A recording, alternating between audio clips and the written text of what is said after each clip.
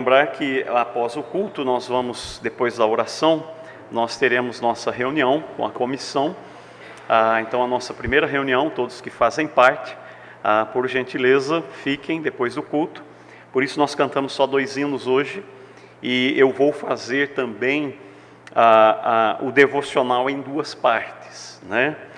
Não dá para fazer as 2 partes, não quero ser mal educado com o horário dos irmãos. Nós estamos tentando fazer na quarta, por conta de outras atividades que os irmãos têm, eu também tenho, e não podemos nos encontrar em outro dia. Então nós estamos aproveitando o culto de quarta-feira, e logo após o culto nós temos essa reunião, tá bom? Meus irmãos, abram suas Bíblias, por gentileza, para o Evangelho de Lucas. Evangelho de Lucas, capítulo 11. Evangelho de Lucas, capítulo 11. Lucas, capítulo 11. Se você pode, fique em pé. Nós faremos a leitura do verso 29 ao verso 36. Do verso 29 ao verso 36. Preste bastante atenção nessa leitura. A palavra de Deus nos diz assim: E ajuntando-se a multidão, começou a dizer: Maligna é esta geração. Ela pede um sinal, e não lhe será dado outro sinal, senão o sinal do profeta Jonas. Porquanto, assim como Jonas foi sinal para os ninivitas, assim o Filho do Homem o será também para esta geração. A rainha do sul se levantará no juízo com os homens desta geração e os condenará, pois até dos confins da terra veio ouvir a sabedoria de Salomão, e eis aqui está quem é maior do que Salomão. Os homens de Nínive se levantarão no juízo com esta geração e a condenarão, pois se converteram com a pregação de Jonas, e eis aqui quem é maior do que Jonas. E ninguém, acendendo uma candeia, a põe em oculto, nem debaixo do alqueire, mas no velador, para que os que entram vejam a luz. A candeia do corpo é o olho, sendo, pois, o teu olho simples, também todo o teu corpo será luminoso, mas se for mau, também o teu corpo será tenebroso. Vê, pois, que a luz que em ti há não sejam trevas. Parece um paradoxo aqui, né? Mas nós vamos compreender no domingo que vem o que Jesus está dizendo aqui. Se, pois, todo o teu corpo é luminoso, não tendo em trevas parte alguma, todo será luminoso, como quando a candeia te ilumina com o seu resplendor. Vamos orar. Querido Deus, queremos nesse momento receber a instrução da Tua palavra, queremos ser instruídos pelo poder do Teu Espírito Santo, para que não sejamos uma geração incrédula, mas uma geração que é feliz por andar na luz, e não infeliz porque quer ver algo. Ajuda-nos, ó Senhor Deus, na nossa fé. Quando ela oscila, que possamos olhar para Cristo somente, revelado nas Escrituras a nós. E é no nome de Cristo que nós oramos agradecidos. Amém. Pode se assentar. O título da mensagem de hoje é A Infelicidade dos que Querem Ver. Muitos dizem que curiosidade é uma virtude. Curiosidade é uma virtude. Inclusive dizem que os grandes descobridores, grandes inventores, eles eram curiosos. O problema é quando a curiosidade e a especulação, ela atinge a esfera espiritual. E aí torna o mais dos curiosos o mais tolo dentre os homens. O mais tolo. E aqui nós temos Jesus abordando essa questão, lógico, está dentro de um contexto maior, e hora ou outra nós vamos abordar esse contexto maior, que esse texto que nós acabamos de ler está inserido, mas aqui nós temos a Jesus condenando uma geração que queria ver. Aliás, uma geração não que queria ver porque não tinha visto nada, é porque estavam insatisfeitos com o que tinham visto até agora. E eu penso que esse é o grande problema da incredulidade do coração do homem. O homem não é incrédulo porque não vê nada. O homem é incrédulo porque ele não conseguiu ver ainda aquilo que Deus está revelando nas Escrituras. Concordo com o irmão Riley, que diz o seguinte: ninguém pode estar mais próximo e ser mais querido do Senhor Jesus do que aquele homem que simplesmente crê. Ele não precisa de prova nenhuma mais. Simplesmente lhe pregaram, ele ouviu e ele depositou fé. Por isso, o que nós temos no verso 16, veja comigo o capítulo 11, o contexto maior que nós mencionamos. O verso 16, depois de Jesus ter expulsado os demônios, os religiosos viram isso e eles começaram a então a lançar em rosto Cristo e dizer e acusá-lo de que ele estava expulsando no nome de Belzebu. E no verso 16 eles vai nos dizer assim, primeiro, versículo 15, vamos ler o 15 e 16. Mas algum deles diziam: ele expulsa os demônios por Belzebu, príncipe dos demônios. Ou seja, ele expulsa demônio pelo próprio Satanás.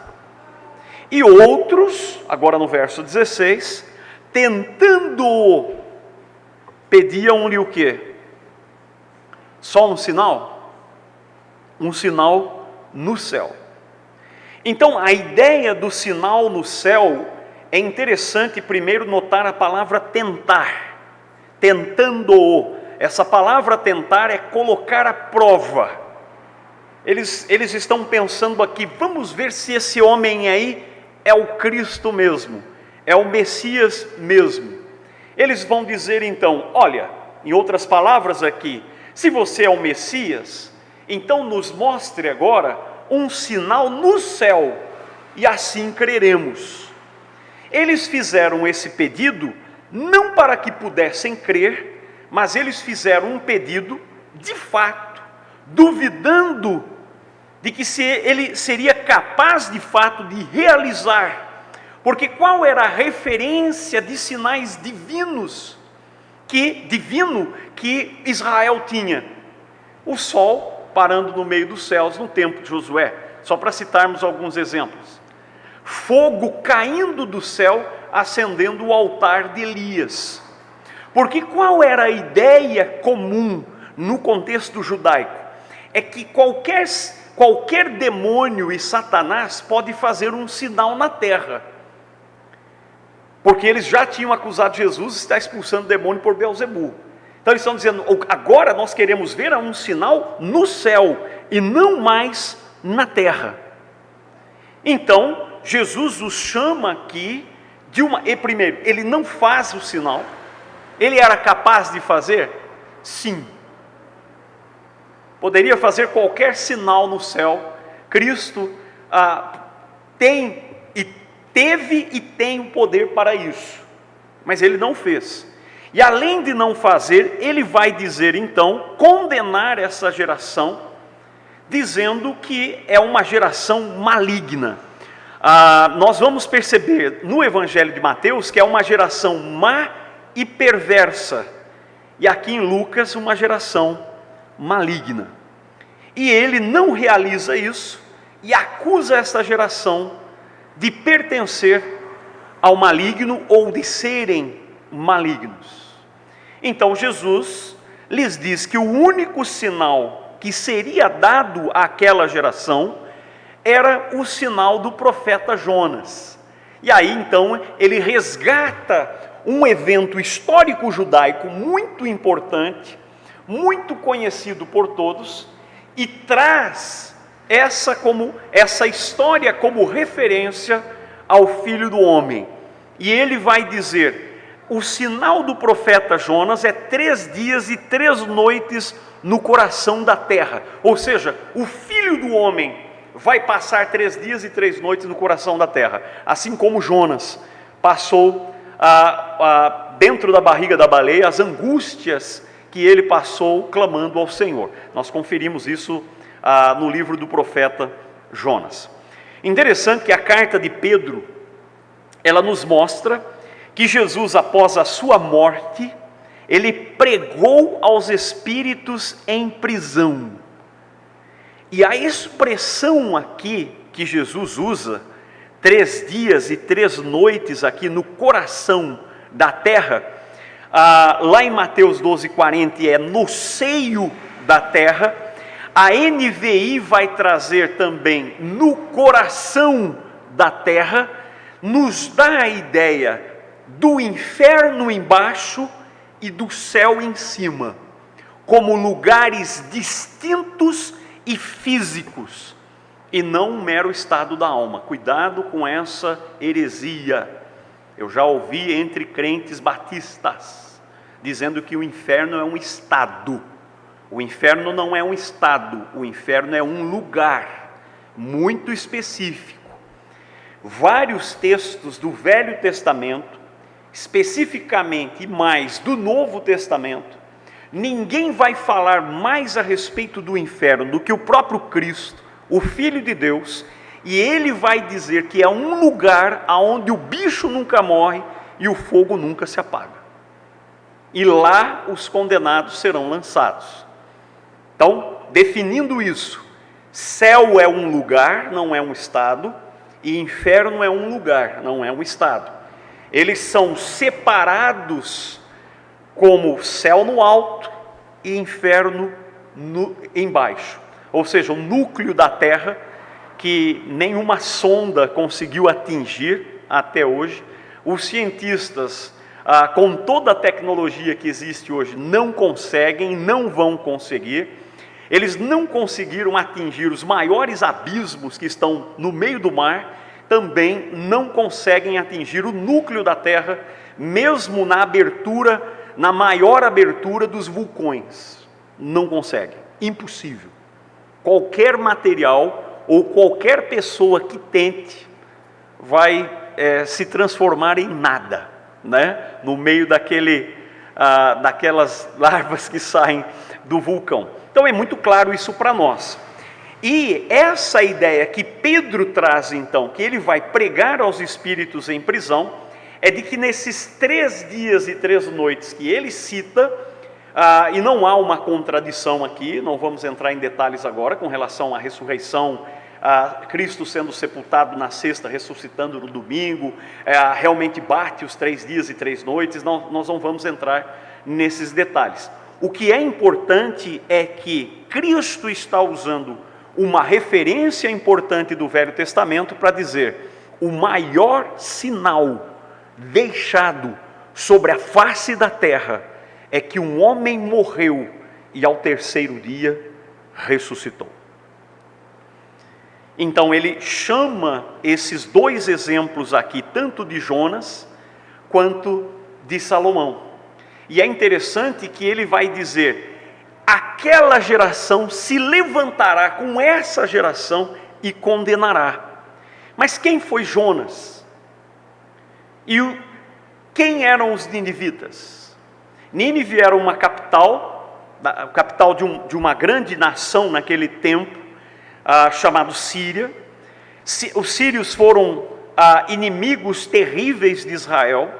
Eles tinham muitas riquezas, ou seja, estabilidade financeira. Eles tinham um poderio de guerra tremendo, ou seja, paz e segurança. E eles tinham e viviam todo tipo de luxúria que os pagãos tinham, ou seja, prazeres da vida. E mesmo tendo todas essas coisas, eles se arrependeram ao ouvir, não ver nada, somente ouvir a mensagem de Jonas. E é interessante notar que Jonas não queria pregar. Imagine se ele quisesse. Isso prova que o poder não está no pregador, está na palavra que ele está pregando, né? Se dependesse a conversão dos ninivitas dependesse da motivação de Jonas, estava todo mundo condenado. Ele não teve vontade nenhuma de pregar. Então a ênfase é colocada na mensagem e nunca no pregador. Então Jonas, que não queria pregar, que ficou pouco tempo em Nínive e que não fez nenhum milagre. Pega o livro de Jonas e nós não vemos nenhum milagre, mas todos se arrependeram no pó e na cinza. E aqui Jesus está dizendo, aqui está quem é maior do que Jonas.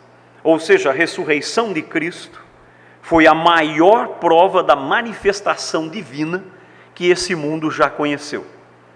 Então a ressurreição de Cristo passa a ser a base da mensagem do evangelho pregado, tanto aos judeus como aos gentios. Então a ressurreição de Cristo, meus irmãos, continua sendo a maior prova de que Jesus é Salvador e Senhor. Não tem que mostrar outra coisa. E ele vai citar agora também Salomão, com toda a sua sabedoria.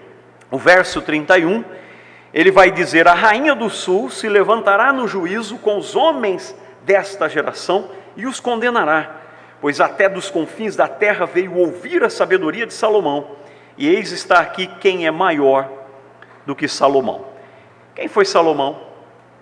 Quem foi essa rainha que rodou quilômetros para ouvir a sabedoria de Salomão? Bom, Salomão, não precisamos falar muito sobre ele.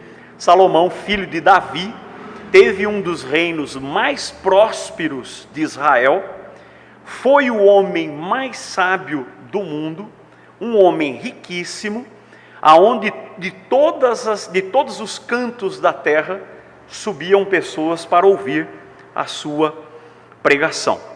Jesus está mencionando aqui a passagem que nós encontramos no primeiro livro de Reis, capítulo 10, do verso 1 ao 19, aonde esta rainha, chamada Rainha do Sul aqui, mas é a rainha de Sabá.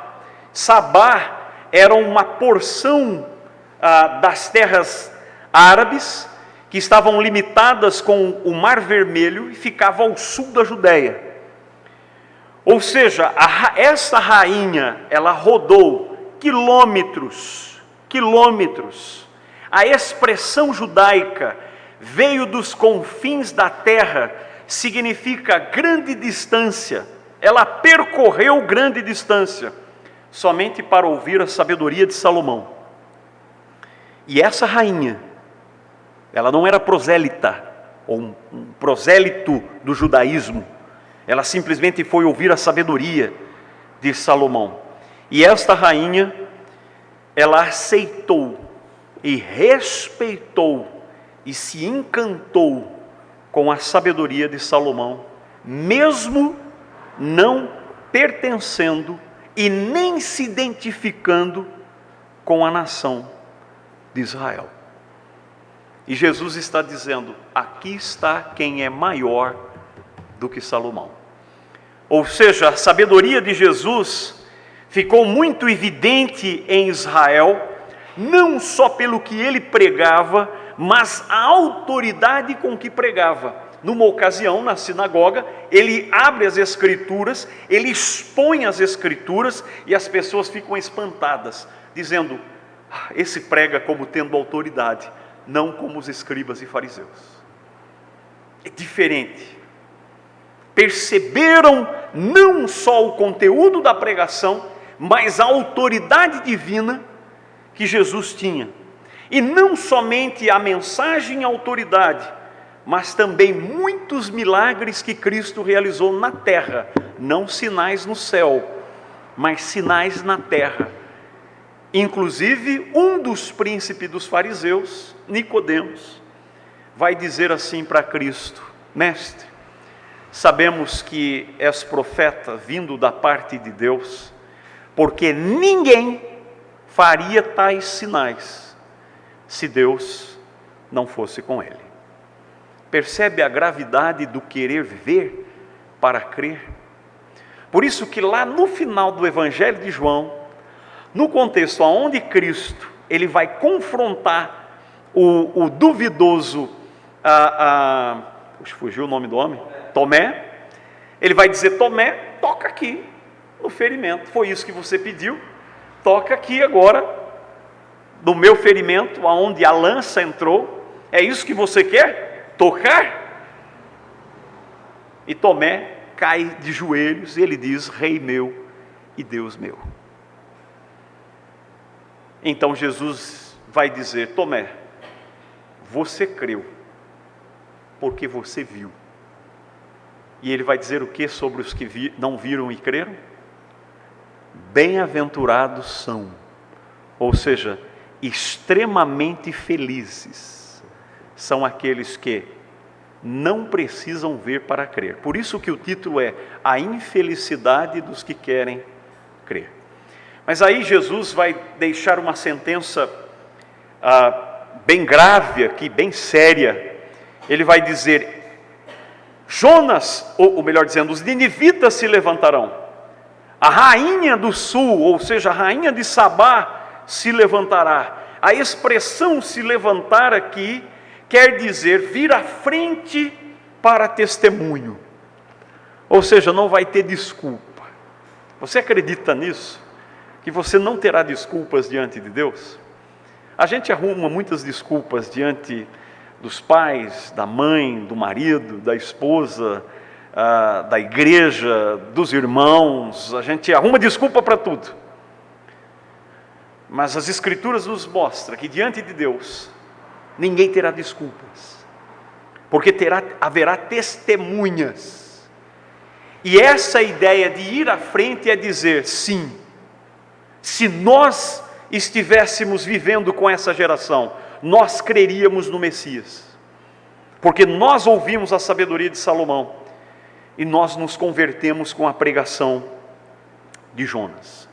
Ou seja, o evangelho da graça, meus irmãos, se aceita pela fé e não pelo que se vê. Com relação à graça de Deus, o querer ver sempre vai levantar um coração mau e desconfiado. Por isso Jesus vai dizer lá em Mateus, uma geração o quê? Má e perversa. E aqui em Lucas, uma geração maligna. Tudo bem, pastor? E o que a gente tem a ver com isso? É que nós estamos vivendo dias onde os crentes estão querendo ver. Nós vivemos numa nação aonde toda religião misturada, chamada de sincretismo, elas têm rituais palpáveis para fazer as pessoas crerem. Eu participei de trabalhos de centro de Umbanda quando eu era menino. Impressiona muito. Toda vez eu saía de lá muito impressionado. Eu não participei só dos trabalhos do centro de Umbanda.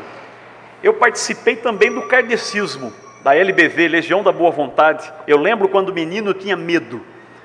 Minha mãe colocava o famoso discão do Alziro Zarur. Quem já ouviu falar sobre Alziro Zarur? Colocava o discão do Alziro Zarur e eu tinha medo.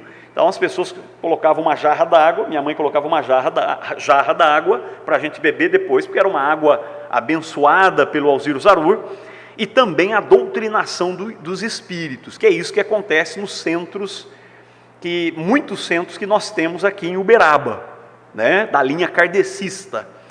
E eu lembro uma ocasião, uma reunião, todo mundo de mão dada, uma mesa literalmente branca, com uma toalha branca, por isso vulgo mesa branca, e os espíritos, demônios na verdade, começaram a descer lá, e muita gente falando coisa atravessada e diferente, com voz diferente, e eu como menino não via a hora de acabar aquilo, mas aquilo me impressionou muito. Os gregos, em Éfeso, os antigos filósofos diziam o seguinte: é mais fácil você achar um Deus em Éfeso do que um homem. E foi isso que Paulo constatou na sua passagem por Éfeso, lá em Atos capítulo 17, aonde ele está, ele olha para o canto que ele olha, ele vê um Deus construído, um ídolo construído. Quando nós vamos para as religiões místicas orientais, elas tinham sacrifícios de animais, sacrifícios humanos, elas tinham flagelo, elas tinham peregrinações, eles construíam grandes monumentos, como nós temos na linha católica e a linha evangélica. Agora você tem um templo de Salomão em São Paulo. Ou seja, o que está sendo enfatizado é que uma religião, para ter poder, ela mostra. Ou ela mostra uma relíquia, ou ela mostra uma grande construção, ou ela mostra uma oração de postação de voz, que parece ser muito poderoso, ou ela mostra um sal orado, uma água ungida, um óleo benzido. Nós estamos vivendo dias da religião que as pessoas não querem ouvir, as pessoas querem ver. E por isso que nós temos zero de palavra e muita atividade. E muita atividade. Isso vai acontecer porque a igreja está buscando experiências, como ver e sentir. Então, se a pessoa não sentiu no louvor um arrepio, uma sensação diferente, a Deus não está ali. Isso vai iniciar as religiões cristãs. Vamos falar aqui agora a ala cristã, porque a ala pagã, dos pagãos, sempre desenvolveram essa coisa do ver para crer. Você precisa ter algo, uma imagem, algo palpável. O cristianismo vai começar a flertar com isso. Domingo vou falar mais um pouco sobre isso, porque foi levantada uma questão na EBD dos homens que me preocupa um pouco. Me preocupou, aliás, não um pouco, muito. Que tem muitos crentes dentro da igreja que são deístas. Eu digo, meu Deus do céu. Ou nós pastores que passamos por aqui não pregamos claramente as escrituras, ou que tem algo errado. Tem algo errado. E nós, Deus nos incumbiu com a responsabilidade de trazer a instrução para o povo de Deus. E eu sei que vai ser um pouco enfadonho, mas eu vou trazer essa aula novamente, mas agora uma aula focada mais na explicação clara do que é o deísmo, para que seja refutado de uma vez por todas. Só para termos uma noção, o deísmo que vai surgir no século XVIII, no iluminismo, que vai acontecer nas nações, na Revolução das Nações, do século XVIII até o século XX, vai nascer a religião racionalista. A religião do racionalismo é o deísmo. O que o deísmo prega? Só para termos uma noção, o deísmo ele não diz que Jesus Cristo é Deus. Ele vai dizer que Jesus Cristo é um grande mestre, que é o que os espíritas falam. Os espíritas vão falar que Jesus é um espírito iluminado. É até bonito falar, né? O grande mestre. Mas não é bíblico. É uma heresia clara, crassa, que precisa ser refutada pelas Escrituras. E da onde vai nascer tudo isso? É essa ideia de que eu só creio no que eu experimento. Vai surgir outro movimento chamado empirismo do racionalismo, que é de experimentar. Então o homem vai tirar o foco de Deus, o foco das Escrituras, vai colocar o foco sobre si mesmo, e ele vai dizer o seguinte: eu só posso acreditar naquilo que eu experimento, toco e vejo. E daí vai ser refutado o quê? Os milagres de Cristo. Vai ser refutado o quê? A inerrância das Escrituras. Isso é muito sério, meus irmãos. É muito sério. Ah, não mexe com isso não. Não, né? A não ser que os irmãos digam, pastor, nós estamos cansados disso, não vamos falar mais desse negócio.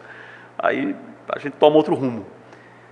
Mas falsos ensinos, quando são levantados no meio do rebanho do Senhor, precisamos tratar com as Escrituras. Porque houve argumentos e contra-argumentos. Então precisa ser lidado. Porque os rituais, o emocionalismo, ele tem se tornado muito forte entre os evangélicos. E por isso, as Escrituras é um mero detalhe. Aí nós vamos para o testemunho de Pedro. Lá no Evangelho de João, nós vamos concluir aqui. Lá no Evangelho de João, capítulo 6, verso 68, nós vamos ter muitos dos discípulos virando as costas para Cristo, indo embora, porque na verdade Jesus vai lançar luz sobre o coração deles. E os apóstolos ficam um pouco assustados com o que estavam vendo. E Jesus vai dizer assim: vocês querem ir também? E aí nós temos um testemunho de Pedro, que viola qualquer princípio de que precisamos experimentar. Meus irmãos, nós precisamos crer.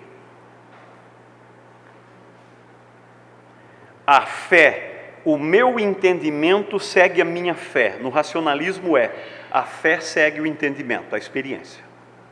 Experimentei, provei, então eu coloco minha fé. Pedro vai dizer o contrário. Pedro vai dizer assim: para quem iremos nós? Tu tens os milagres de Deus sendo realizados, é isso? Tu tens as palavras da vida eterna. Meus irmãos, se ao olhar para as Escrituras eu não creio no meu Salvador, não há anjo que desça do céu que vá me convencer a isso. Não há oração poderosa de Valdomiro, toalhinha suada do Valdomiro, que vá resolver essa questão. Não há voz chorosa na oração de Edir Macedo que vá mover esse coração. Se a palavra de Deus, mediante o Espírito Santo, não nos convence de que Cristo morreu na cruz, foi sepultado, ressuscitou ao terceiro dia, para o resgate da minha alma, a justificação do perdido, então, se isso não é suficiente, nada mais será. Aliás, quando a gente vai para Romanos, capítulo 10, nós vamos ver lá assim: a saber, se com a tua boca confessares o Senhor Jesus, e aí entra o que? A segunda parte. E em teu coração creres que Deus operou muitos milagres, é isso? Que Deus o ressuscitou dentre os mortos, será salvo. Será salvo. Então a Bíblia é importante, tanto importante, que naquele contexto, onde Jesus fala de Lázaro e o rico que morrem e vão para o lugar de tormento, vão não, o rico vai para o lugar de tormento, e Lázaro para o seio de Abraão. Lá ele fala com Abraão, e ele diz: pai Abraão, envia Lázaro, possivelmente os irmãos dele também conheciam Lázaro, envia Lázaro no centro do Chico Xavier, para que ele comunique com os meus irmãos. É essa a ideia espírita que nós temos, porque se eu invoco os mortos, eu impressiono, se eu impressiono, eu trago fé. Manda ele, para que ele comunique, avise, para que eles não venham para esse lugar terrível. Abraão disse: rapaz, boa ideia essa, hein? Eu não tinha pensado nisso. De fato, se algum morto chegar lá, todo mundo vai se arrepender. Abraão diz não. Eles têm Moisés e os profetas. Moisés e os profetas significa o que no Velho Testamento? A palavra. Ouçam!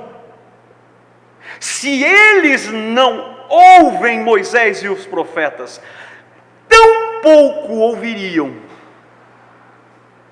se um dos mortos fosse enviado. Isso mostra que a conversão, o passo de fé, é uma ação espiritual na mente humana para a compreensão das Escrituras e mais nada. Então não adianta a gente virar piruleta aqui, colocar um copinho d'água e sair entregando para todo mundo beber, e trazer alguns que tenham uma oração mais poderosa, tentarmos criar outros meios para que as pessoas creiam. Não. Pregação simples e clara das Escrituras e mais nada. Que continuemos assim. Você está precisando ver? Ou crer? Quando a gente ouve algumas coisas, eu fico um pouco assustado no meio do povo de Deus. Eu digo, meu Deus do céu, me dá mais luz, Senhor. Na tua luz vemos a luz. Traga clareza às mentes, conversão, se ainda não se converteram. E é através da palavra somente. Que Deus nos ajude a dizer como Pedro: Tu tens as palavras da vida eterna, Senhor. Tu tens as palavras da vida eterna. Querido Deus, muito obrigado pela Tua palavra preciosa, bendita. Para quem iremos nós? O que mais precisamos ver, se a Tua palavra nos é suficiente, é viva, é eficaz. Salva almas, querido Deus. Almas que tiveram somente um assentamento intelectual das Escrituras, mas ainda não foram mudadas, transformadas pelo poder do Teu Espírito Santo. Que haja uma compreensão clara da simplicidade da obra de Cristo na cruz. Salva almas e nos fortaleça na palavra, e somente na palavra. E é no nome de Cristo que nós oramos agradecidos. Amém. Amém. Muito bem, meus irmãos.